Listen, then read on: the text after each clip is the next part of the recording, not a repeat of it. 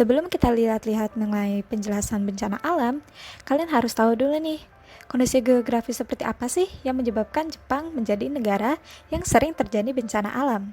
Simak penjelasan berikut ini ya. Dilansir dari geografi.org, Jepang merupakan negara berbentuk kepulauan yang terletak di Samudra Pasifik Utara. Dengan luas wilayah hingga mencapai 376.520 km persegi, negara Jepang terbentang dari terdirinya berbagai pulau dan kenampakan alam. Salah satu dari kenampakan alam yang ada yaitu gunung. Jepang memiliki lebih dari 200 gunung api dengan 77 diantaranya masih aktif dan dapat menimbulkan berbagai bencana dari letusan gunung api tersebut. Sumber lain seperti kompas.com menyebutkan bahwa Jepang berada di lokasi cincin api Pasifik atau dalam bahasa Jepangnya disebut Kantai Heiyo Kazantai yang artinya Ring of Fire. Karena kondisi geografis tersebut, Jepang menjadi salah satu negara yang sangat sering terjadi bencana alam. Lalu, bencana-bencana alam apa saja sih yang terjadi di negara Jepang? Simak penjelasan berikut ini ya. Yang pertama adalah gempa bumi. Gempa bumi atau dalam bahasa Jepangnya disebut Chishin adalah getaran yang terjadi di permukaan bumi akibat dari pelepasan energi ataupun pergerakan kerak bumi dari dalam secara tiba-tiba. Seperti yang dijelaskan materi sebelumnya, kondisi geografis Jepang yang berada di sepanjang cincin api Pasifik yang membuat negara Sakura ini sering dilanda oleh bencana gempa bumi. Untuk pengukuran gempa, Jepang menggunakan skala intensitas seismik Badan Meteorologi Jepang atau biasa disebut dengan JMA atau Japan Meteorological Agency. Skala ini digunakan untuk mengukur getaran gempa bumi yang menimbulkan dampak kerusakan di lokasi terdampak gempa berdasarkan tingkat keparahannya atau biasa disebut dengan Shindo. Terdapat berbagai level dari Shindo, dimulai dari skala 0 yang tidak akan terasa atau terlihat dampaknya, lalu skala 1 di mana beberapa orang yang berada di dalam ruangan akan merasakan sedikit getaran akibat gempa. Lalu skala 2 di mana orang-orang yang berada di dalam ruangan akan merasakan getaran gempa dan barang-barang yang tergantung di atas akan bergerak. Lalu skala 3 di mana semua orang di dalam ruangan merasakan getaran gempa dan barang-barang di lemari atas akan mulai sedikit bergerak. Lalu skala 4, orang-orang yang sedang tertidur sampai terbangun dan barang-barang mulai berjatuhan. Lalu ada skala 5 yang lebih rendah di mana barang perabotan akan bergerak dan lemari-lemari yang berisi buku akan mulai jatuh dan juga jendela akan mulai bergetar-getar. Lalu ada skala 5 di mana yang lebih tinggi, barang perabotan yang berat akan jatuh, bahkan mesin otomatis jalanan juga akan jatuh. Pengemudi juga akan mengalami masalah saat menyetir di jalan loh. Lalu ada skala 6 di mana yang lebih rendah, orang-orang akan merasakan sulitnya berdiri tegak dan pintu-pintu juga akan sulit dibuka. Lalu ada skala 6 yang lebih tinggi di mana orang-orang tidak bisa berdiri di atas dan harus merangkak untuk berjalan loh. Lalu juga ada serpihan-serpihan barang berat akan bertebaran di udara. Lalu ada skala paling maksimalnya yaitu skala 7, orang-orang akan kehilangan kontrol atas tindakan fisik dan kerusakan besar akan terjadi seperti retaknya jalanan yang akan terlihat di luar. Selanjutnya adalah tsunami. Tsunami adalah rangkaian gelombang laut yang mampu menjalar dengan kecepatan hingga lebih dari 900 km per jam, terutama bila diakibatkan oleh gempa bumi yang terjadi di dasar laut. Istilah tsunami berasal dari Jepang yang berarti su artinya pelabuhan dan nami artinya gelombang. Nama ini diperkirakan berasal dari para nelayan Jepang yang mengamati bahwa kapal-kapal dan bangunan di pelabuhan rusak akibat fenomena ini, sekalipun mereka tidak merasakan gelombang besar ketika berada di laut lepas. Selain gempa dan tsunami, Jepang juga mengalami typhoon. Typhoon atau siklon tropis merupakan badai dengan kekuatan yang besar yang terbentuk di lautan luas yang umumnya memiliki suhu hangat. Sumber dari BMKG. Typhoon di Jepang biasanya terjadi dari bulan Juli hingga Oktober. Seluruh wilayah di Jepang berpotensi terdampak typhoon kecuali Hokkaido karena permukaan air lautnya cenderung lebih dingin. Typhoon yang pernah terjadi di Jepang diantaranya Typhoon Isewan pada 1959, Typhoon Jebi pada 2018, pada 2019 terdapat Typhoon Faxai dan Hagibis, dan tahun 2020 terjadi Typhoon Haishen. 「 terjadi Typhoon Haishen. Jepang merupakan negara industri paling maju di kawasan Asia. Setelah bangkit dari kekalahannya di Perang Dunia Kedua, Jepang mengembangkan teknologi nuklir untuk kepentingan non-militer. Reaktor nuklir Fukushima Daiichi yang terletak di kota Okuma, prefektur Fukushima ini merupakan salah satu pembangkit listrik di Jepang yang dioperasikan oleh TEPCO.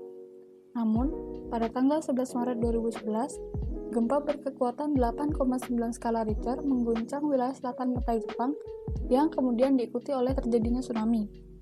Gempa dan tsunami ini memicu terjadinya kecelakaan reaktor nuklir Fukushima, sehingga reaktor nuklir tersebut mengalami kebocoran yang menimbulkan berbagai dampak negatif, terutama pada keamanan makhluk hidup di Jepang. Kecelakaan nuklir Fukushima Daiichi ini merupakan kecelakaan tenaga nuklir terbesar kedua di dunia setelah kecelakaan tenaga nuklir Chernobyl pada tahun 1986. Dampak yang muncul karena kecelakaan tersebut salah satunya adalah adanya kontaminasi radioaktif di lingkungan udara, perairan, dan tanah, yang mana menunjukkan adanya penurunan kualitas lingkungan di sekitar reaktor. Dari semua bencana yang sudah dijelaskan tadi, yang paling sering terjadi di Jepang adalah gempa bumi. Dalam sejarahnya, Jepang pernah dilanda gempa bumi berskala besar seperti gempa Sanriku 1933, gempa Meiji Sanriku tahun 1896, dan yang paling terkenal yaitu gempa Tohoku tahun 2011 lalu. Dan masih banyak lagi peristiwa gempa lain, dan semua gempa itu memakan banyak korban dan memiliki kekuatan di atas 8 skala Richter. Dilansir dari Foyapon, kurang lebih ada sekitar 5.000 gempa bumi kecil yang tercatat setiap tahunnya di Jepang. Lebih dari setengahnya berkekuatan antara 3-3,9 magnitudo. Oleh karenanya, kebanyakan gempa bumi di Jepang tidak dirasakan oleh orang-orang. Namun, sekitar 160 gempa bumi dengan berkekuatan 5 atau bahkan lebih besar jelas mampu mengguncang kepulauan Jepang setiap tahunnya. Karena kekuatan yang rendah, sebagian besar dari 5.000 gempa bumi yang tercatat tidak diketahui.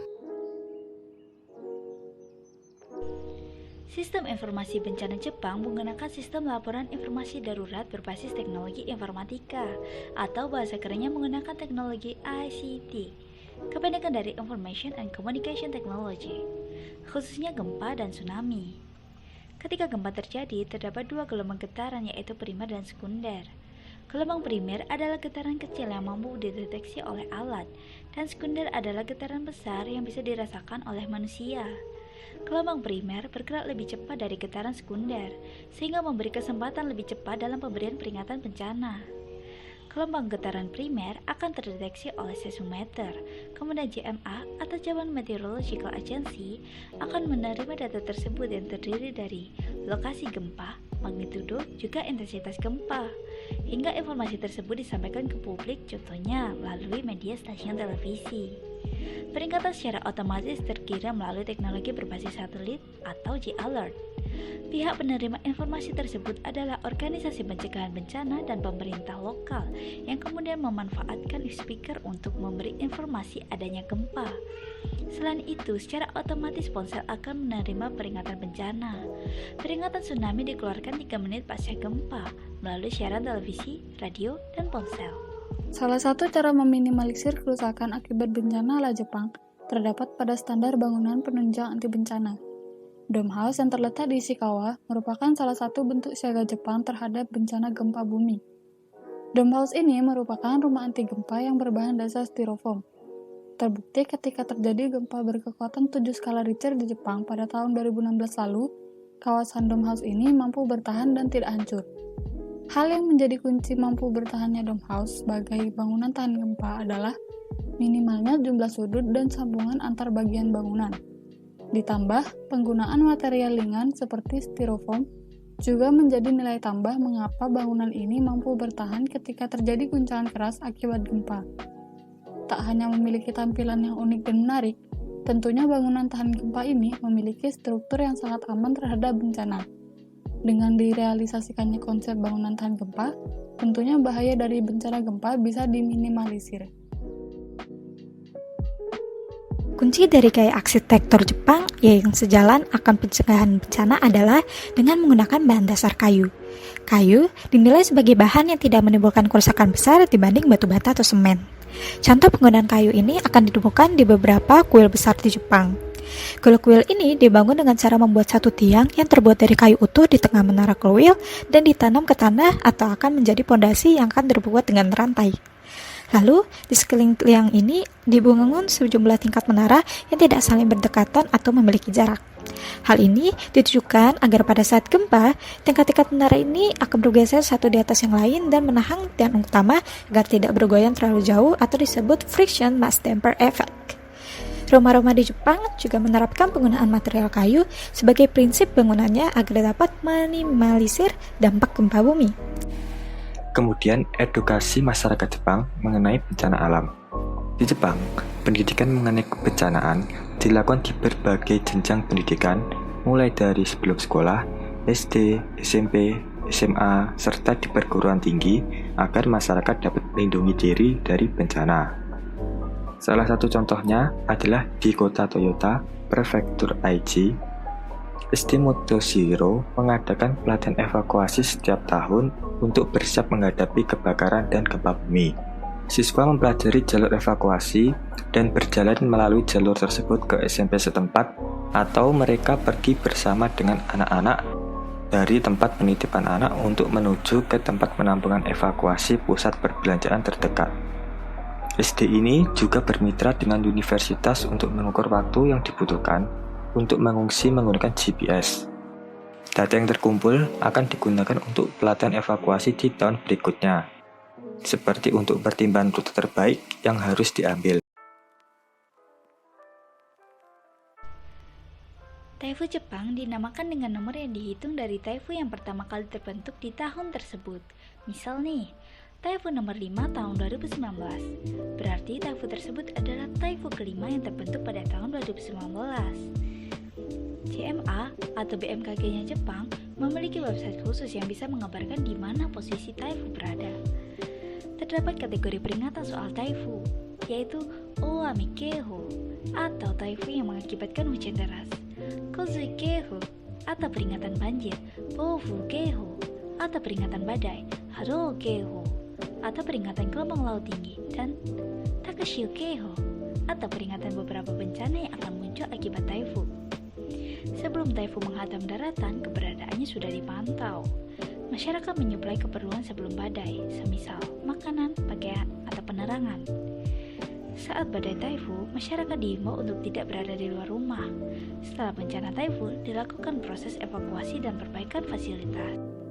Fukushima mengalami kerusakan setelah gempa bumi dan tsunami yang terjadi pada tahun 2011, yang mana juga menyebabkan adanya kebocoran pada reaktor nuklir Fukushima Daiichi. Tingkat radiasi yang tinggi tidak memungkinkan manusia untuk pergi ke daerah-daerah yang mengandung bahan radioaktif di sana. Oleh karena itu, TEPCO dan beberapa perusahaan Jepang mengembangkan serangkaian robot yang mampu pergi ke bawah air, yakni ke kolam pendingin PLTN yang rusak untuk menghapus bata nuklir radioaktif. Robot ini bekerja dengan kendali jarak jauh untuk membersihkan serbuk besi akibat ledakan nuklir. Disebut dengan Meister, tankboat buatan Mitsubishi memiliki tinggi 1,3 meter dan memiliki dua lengan dengan fleksibilitas gerakan 7 derajat yang mampu mengangkat beban seberat 15 kg. Robot tersebut juga dilengkapi dengan berbagai alat dan piranti elektroniknya yang dirancang khusus untuk bertahan dari radiasi. Sebagaimana pendidikan bencana di Jepang sudah diterapkan sejak semasa sekolah dasar, di Indonesia sendiri, Kemendikbud mengadakan kerjasama dengan BNPB ataupun Badan Nasional Penanggulangan Bencana dan pihak lainnya untuk menyusun program tentang pendidikan aman bencana di Indonesia. Dilansir dari jendela Kemendikbud, program ini dilakukan dengan 3 fokus utama dan salah satunya yaitu pendidikan pencegahan dan pengurangan risiko bencana. Pendidikan pencegahan risiko bencana ini dilakukan dengan mengadakan pelatihan atau pembekalan tentang penanggulangan bencana dan juga pengenalan risiko bencana di sekitar lingkungan sekolah. Sama seperti pendidikan di Jepang, di mana anak-anak dilatih agar tanggap menghadapi bencana. Sebagai negara yang sering dilanda bencana alam, protokol menghadapi gempa bumi atau tsunami sudah menjadi pengetahuan umum bagi warga Jepang. Situs jma.go.jp milik Japan Meteorological Agency merupakan salah satu contoh baik situs informasi bencana karena informasi rinci yang disediakannya. Ada juga Yurekuru Call aplikasi yang dikembangkan oleh RC Solution Corporation, memiliki fungsi utama sebagai peringatan dini gempa bumi dan tsunami melalui notifikasi smartphone. Dengan mengimplementasikan data yang disediakan oleh Japan Meteorology Agency, Yurekurukol dapat memberikan peringatan dini yang sangat akurat hingga hitungan detik. Di Indonesia sendiri, sama dengan Jepang dalam menghadapi bencana. Indonesia juga memiliki situs dan aplikasi sendiri. Situs BMKG menjadi situs umum untuk masyarakat Indonesia dalam menghadapi bencana alam. Selain website, BMKG juga telah mengembangkan aplikasi yang bernama Info BMKG. Aplikasi resmi yang diluncurkan oleh BMKG ini memiliki beberapa fitur yang disediakan, seperti notifikasi gempa, peringatan dini cuaca, dan info aktual seputar BMKG. Sejauh ini, di dunia televisi Indonesia menghadirkan peringatan bencana dini dengan teks berjalan. Pengambil alihan siaran televisi untuk memberikan informasi bencana terdapat pada Kominfo dan rencananya. Dalam proyek ini, Jepang akan membantu mengembangkan infrastruktur peringatan dini bencana di Indonesia. Hal ini akan terwujud dan efektif apabila siaran digital pada televisi di Indonesia telah merata sepenuhnya. Di Jepang, terdapat sebuah kawasan di mana pada kawasan tersebut terdapat teknologi bangunan rumah tahan gempa. Rumah-rumah tersebut disebut dome house dan memiliki bentuk kubah yang bervariasi sehingga terlihat sangat unik. Meskipun terlihat tidak seperti rumah pada umumnya, rumah-rumah berbentuk kubah tersebut menjadi salah satu hal yang dapat meminimalisir kerusakan ketika terjadi bencana gempa bumi. Di Indonesia sendiri, tepatnya di daerah Yogyakarta, sudah terdapat rumah anti gempa berbentuk kubah tersebut. Berkaca pada kejadian gempa berkekuatan besar yang pernah menimpa Yogyakarta pada tahun 2006 silam, yang mana menyebabkan kerusakan cukup parah, maka dimulailah pengaplikasian dome house pada daerah Yogyakarta. Namun, karena Yogyakarta bukanlah satu-satunya daerah di Indonesia yang rawan gempa, maka ada baiknya pembangunan rumah anti gempa berbentuk kubah tersebut diperbanyak dan merata di seluruh Indonesia. Terima kasih sudah menonton penjelasan materi dari video kelompok kami. Semoga kalian tetap stay safe dan jangan lupa tanggap terhadap bencana ya. Dadah, arigato gozaimasu. Sayonara mina.